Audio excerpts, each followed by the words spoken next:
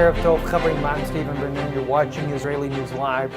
Friends, I'm sure many of you may already be aware of this, but I felt it urgent that I bring this to your attention from our perspective as well.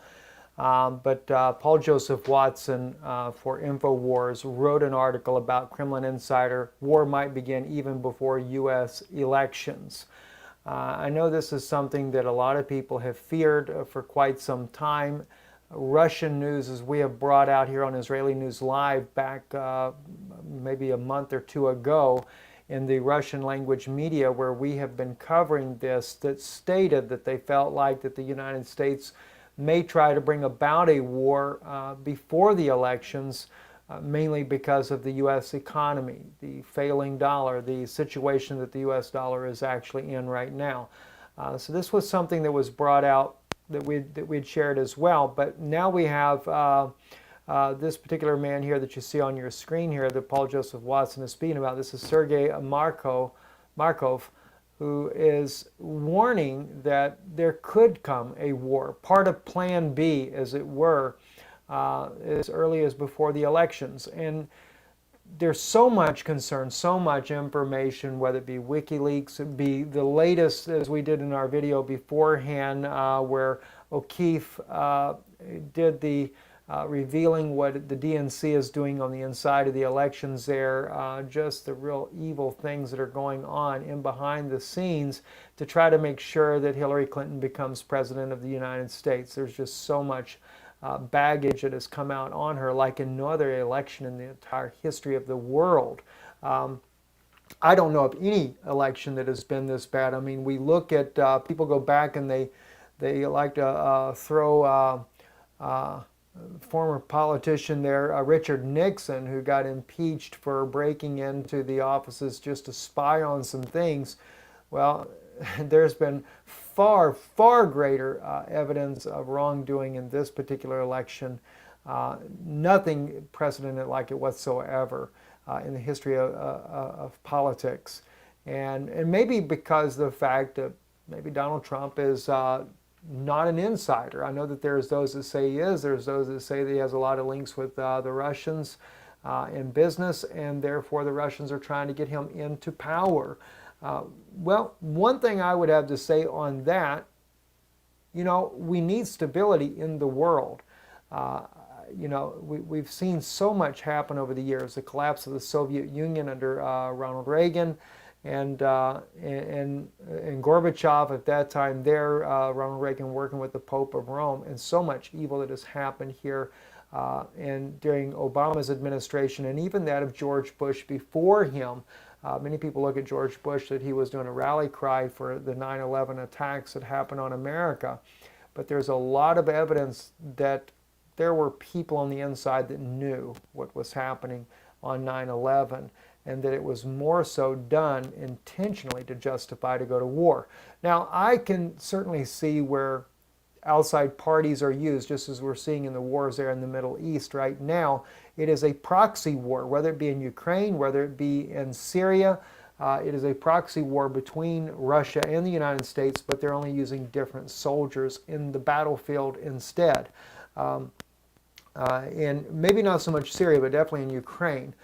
In Syria, we see that they just want to topple Bashar al-Assad. And so many times I see where John Kerry, even Boris Johnson, run around saying that, well, the war would be over if Russia would just, you know, stop and hand Assad over. The war would have been over as well had the U.S. quit backing all these thugs that go around murdering people, shelling innocent civilians, and beheading children. They talk about war crimes of Russia. Does anybody ever pay any attention to this? But at any rate here, I wanted to bring this to your attention. Going back here to Sergei Markov, the Kremlin insider has warned that war with the United States could break out even before the November election in the U.S. And he's urging citizens to stockpile food. I thought that was kind of interesting to do that. And I wanted to bring this to your attention mainly not to be fearful in what we're seeing here, but as I think good measure. I think anyone that regardless, I don't necessarily believe that even if a war breaks out between the United States and Russia, I don't think it'll be a long war.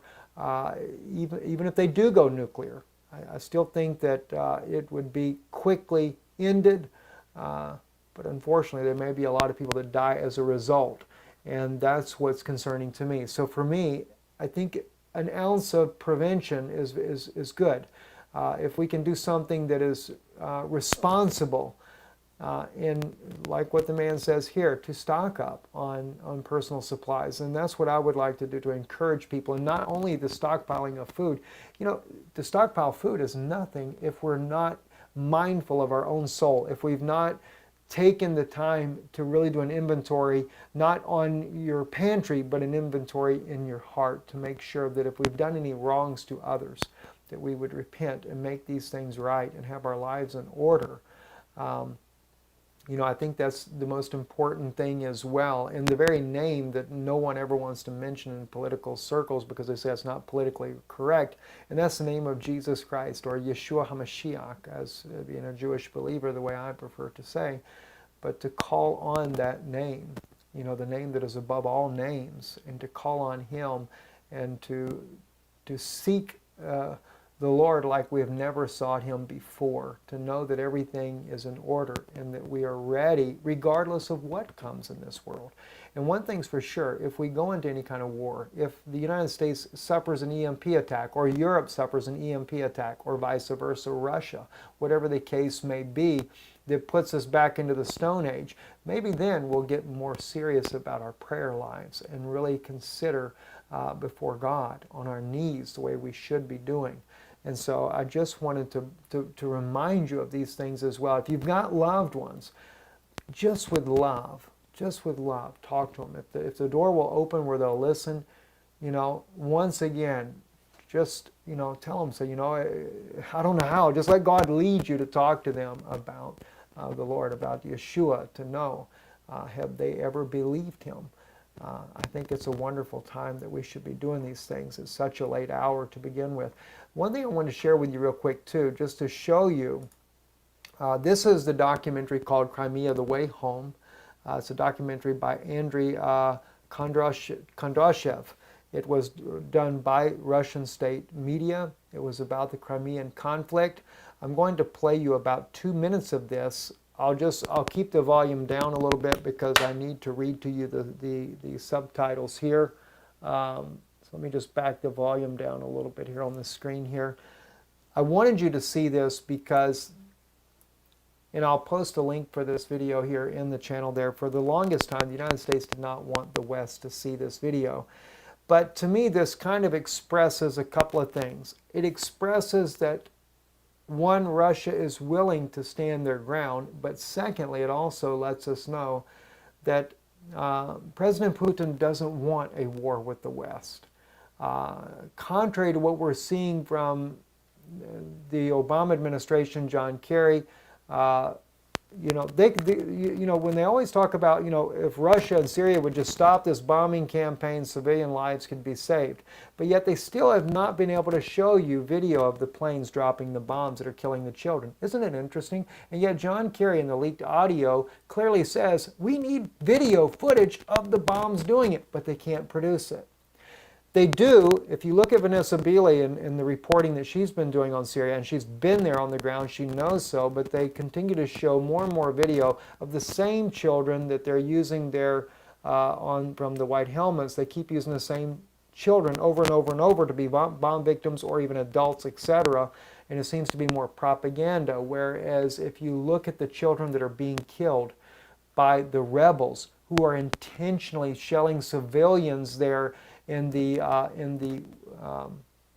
government-held side of western Aleppo, we see the children dying. They're targeted intentionally. And yet, all they do is talk about on the news that it's Russia, Russia, Russia, Syria, Syria, Syria, and they're trying to justify a humanitarian crisis to be able to topple Assad.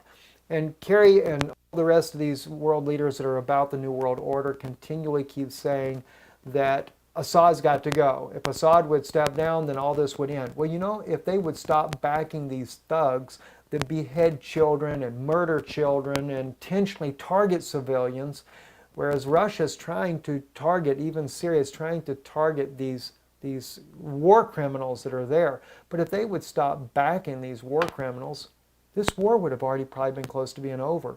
Had the United States not been so proud and boastful because of their New World Order, which is, you guys remember the other day, this man Bryant comes on and tells me that the New World Order is coming, and it is a Anglo-American Israeli New World Order, and I can either be a part of it or basically be wiped out because I'm not a part of it. Russia believes in sovereignty, and then he even acknowledges this in his own comment to me. Russia believes in a sovereign, that each nation should govern its own sovereign affairs. Isn't it interesting that the New World Order wants hegemony over the entire earth? They want to rule the world. The Pope of Rome is their king, but the beast that the Pope is riding, the military power, is NATO. It is the United States, it is Great Britain, and I still have got to do an in-depth article for you about this. But even this part about Britain today cutting off the funds to RT, if this is not a case of you can't buy or sell, saving you take the mark of the beast, I don't know what it is. But it's just being done right now on a larger scale, on a political scale. Now they're backtracking, according to the latest article this evening from RT, from a discussion. UK banks say it will review the closure of RT accounts. They're trying to send a message to Russia. You either obey us or we'll financially take everything from you. Isn't that what it says in Revelation as well? You can't buy or sell, saving you take the mark. So if RT doesn't go along and get Russia to go along with the New World Order, they could not do business. They could not buy nor sell inside of Britain to be able to run their RT news. And therefore, you would not get to see their side of the story. And I'm not going to say that they're not biased towards Russia. It's their home country. Sure they are. Even as Americans, we were biased about our own country. It wasn't until I began to see both sides of the story that I've been able to put aside the bias and just for once examine what's going on both sides. And when I see Russia doing wrong, I call it out. In fact, there was even a news article that came out not too long ago. I haven't said it as of yet because I haven't had a chance to put it together, but to where they're showing in Ukraine, to where even some of the separatists also, some of the journalists that they had there were willing to stage a video to make it look good for their side as well. So yes, there is propaganda that comes out of Eastern, even the separatists. And it's a shame on them. Tell the truth like it is. We don't need propaganda. That's what's wrong with this world today. There's too much propaganda. And everybody is doing their side of the story so that they can just tell you what they want to know. Well, let me tell you something. I was born in America. I love my country. I am a Jew by birth. I love Israel as well, very much so. But we have to face the facts. When evil is done, we got to confess what's being done. We've got to tell what's true. And it doesn't mean, it's just like, for example, President Bashar al-Assad, his father warred against Israel on 3 occasions.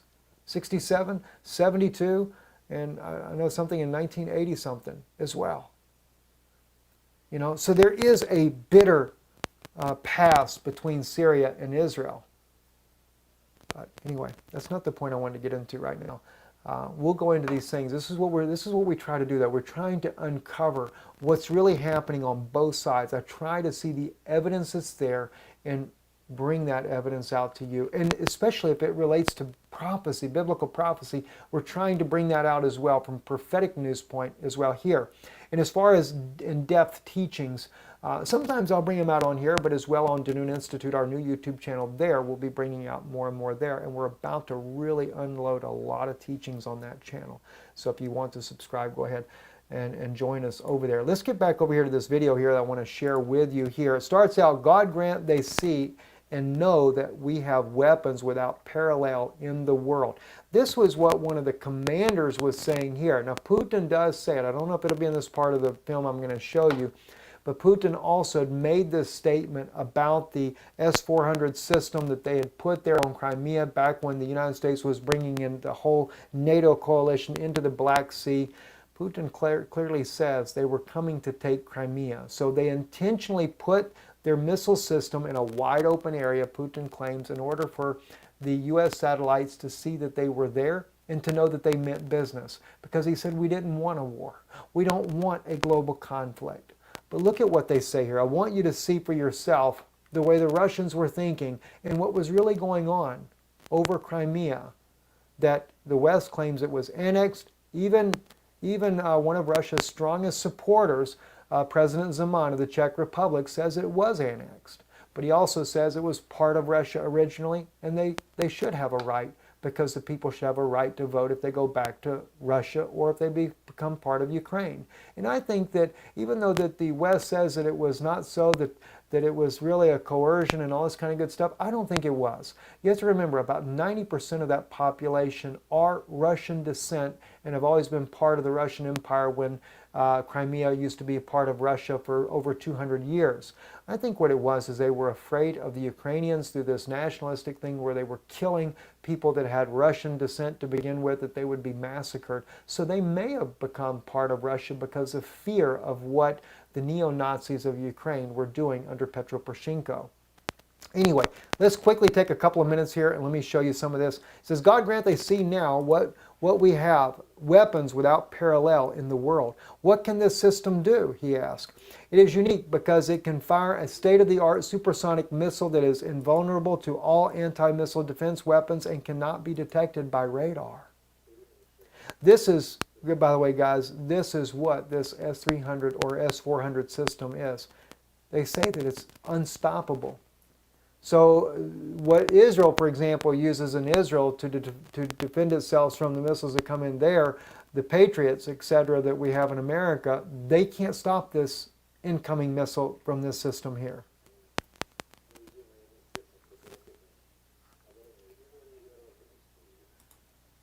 He said this missile, I'll turn it up just a little bit so those of you that can maybe understand can hear it. This missile can attack and, for example, hit a target hiding behind a natural obstacle, such as a mountain or a hill.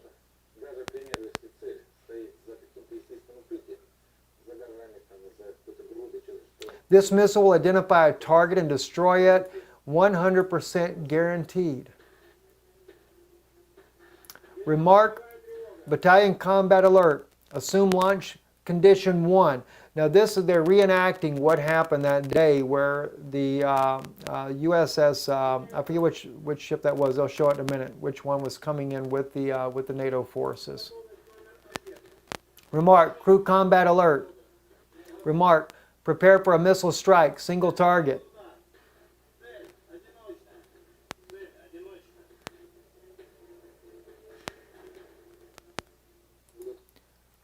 Then Alexander Viktos, the admiral and the commander and the chief of Russia's Black Sea Fleet. At that time, we had the cruiser Markov that can fire missiles with a longer range than that of the Bastions. But its missiles were developed in the 1970s, while Bastions is an advanced weapon armed with unique missiles that likes which Crimea has never had.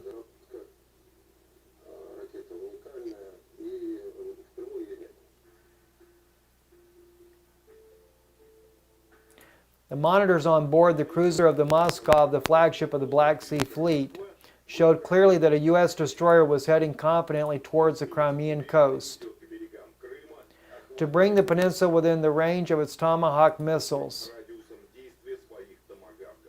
Suddenly, the Bastion missile system radar monolith came to life near Sevastopol. Monolith information source. The target type, a cruiser. Target identification, a hostile. How did the destroyer, the Donald Cook, behave when she felt that our missiles were fixed on it? He says it veered south and headed for the Bosphorus at full speed. So in fact, that this fix told them that they were at gunpoint, didn't it? Yes, they were at gunpoint and likely to come under strike at any moment. He says, according to the Commander-in-Chief Alexander Vitko, it's unlikely that the Black Sea had ever seen anything like it, like the one that the U.S. Donald Cook made as it was running from the Bastion's fix.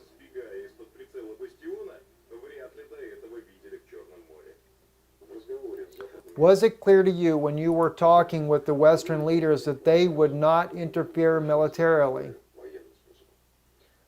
Of course not. That couldn't be clear at first. That's why I had to immediately orient our armed forces in this way at the beginning.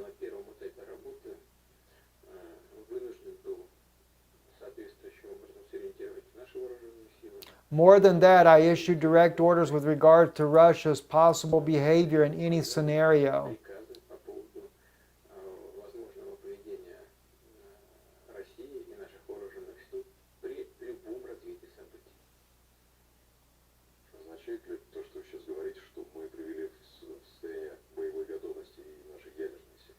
We were ready to do that. I talked to my colleagues openly, telling them just as I'm telling you now that historically this is Russian territory where Russians live. Now he's speaking about Crimea in that regards there, that Crimea has always been a part of Russia since the 1700s. It was only in 1956 that the administrative power of Crimea was handed over to Ukraine during the Soviet Union era.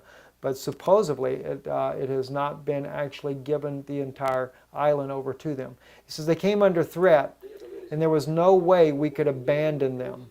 We were not the ones who carried out the government coup. Nationalists and other extremists did. You supported them, but where are you? He's speaking about America. You supported them, but where are you? Thousands of kilometers away, but we are here, and this is our land.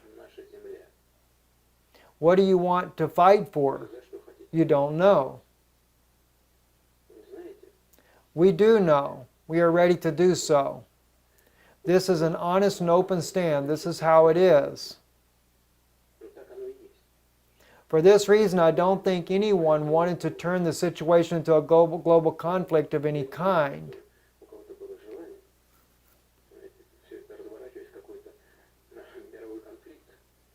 We were not looking for trouble. They just forced us to act this way. That's what I think is very important. I would like to repeat that we were ready for the worst case scenario. However, I assumed that it would go that far. I assumed that it would not go that far. There was no need to excessively fuel tensions. As we were later told, the defense ministry there were military specialists back then who proposed that Vladimir Putin as commander-in-chief. We can actually stop here, guys. The one thing that does come up in this documentary is the question comes up as far as were they ready to use nuclear weapons? And Putin does indicate that yes, if it came down to it, they would use nuclear weapons. And so friends, what I'm trying to mention as well when we look at this, Putin was there willing to defend the people there because they were Russian people that lived in this country. Another thing that I think is interesting as well is to note is that now that we're dealing with Syria and the U.S. really determined that they're going to bring Syria under the New World Order. And from everything that we can see thus far from a lot of people that have leaked out information, as we shared the other day, you have former Commander General Wesley Clark. You have, I forget the name of the senator, I think it was Cook, but I may have that wrong. But anyway, you have so many voices that are out there that clearly knew that Syria was to come under a New World Order as well. They want to bring the entire world under this New World Order. And eventually, their whole hope is to also bring Russia. And that's what was really happening at the collapse of the Soviet Union. It was to bring Russia under the command of the New World Order. But Putin actually caused those plans to derail. They were doing very good when they had Yeltsin in there because Yeltsin was drunk most of the time, and so therefore he didn't work very good as a commander-in-chief, and he was basically just selling the entire country over to the West. They even drafted a new Bill of Rights for Russia. They were changing the laws. Everything was happening very rapidly. But then Yeltsin brought in, as we see here, President Vladimir Putin. He brought him in as a prime minister at first, and then later he goes to the ranks of president, and he began to turn the country around and to begin to rebuild the nationalist pride of Russia back up, and also built the economy back up for the Russian people. And now He is there trying to fight a new world order. As he clearly states himself, he's trying to fight a new world order. He is trying to stop the elitists. He has also paid the debts off of the Rothschilds that were in his country, and he did, like Hungary, he threw the Rothschild banks out of his country. And so this is what the elitists are so much against. And right now, what I am watching, especially if we look in light of biblical prophecy, as we have shared recently about so many of us know that the fall of Damascus is clearly written in chapter 17 of Isaiah. We also see it in Jeremiah chapter 49 as well. It's coming. It's only a matter of time. And the only way that I can see that the West will be able to take out the missile system that Russia has will be an overwhelming response of air power and cruise missiles, etc. If they do it overwhelmingly to where Russia cannot reload fast enough, that's how they'll do it. But they will do it at a major cost of loss of life and planes and everything as a result, because if Russia can begin to bring these down, they will. And I'm sure they'll be trying all kinds of things, jamming systems, etc. But as we see the tensions growing, and we see, as you saw here, Russia was willing to protect its people then, they'll do it now. Because you have to remember, Russia is very embedded inside of the Syrian military there, trying to help protect Bashar al-Assad from a complete takeover. And it's not just a matter of a takeover of President Bashar al-Assad, the Syrian people, their country, but it's also because Putin feels like he's fighting so that it does not become the world ran by one Antichrist. That's what it comes down to, friends. The Antichrist wants to control the entire world. And it's not Barack Obama that's the Antichrist. I mean, there's some that believe he is. That's okay. I don't have a problem with that. Maybe he is. But I believe that it's the Vatican pulling the strings of the NATO coalition. And it's very hard to connect them to all of this, but they are definitely connected there. All you have to do is look to see where all the world leaders go to get their final approval, who is the peacemaker, etc. But the time is very rapidly approaching to where they're going to make their move. And they're going to try to bring down not only Syria, but if it comes to it, Russia as well. This is why we see Russia completely surrounded by NATO on every side. And as the man that wrote the little comment to me the other day in the comment section there that we made public on one of our videos there, he said, this is the hegemony of the New World Order. This is what they want to do. It is the Anglo-American, Israeli, as he put it, New World Order. Now that's not the Israeli people, by the way, friends. Now, let me just clarify that as well. The majority of the Israeli people have no idea of the Illuminati Rothschilds that are in behind the scene. That's a very small minority. But that little minority is wanting to put the Pope of Rome at the head of the world, stage there in Jerusalem. They've been getting Jerusalem ready as an international, United Nations controlled international city. And unfortunately, my Jewish brothers and sisters that live in Israel have no idea. But we're going to expose it one step at a time. And we're going to be giving you more of that information as well.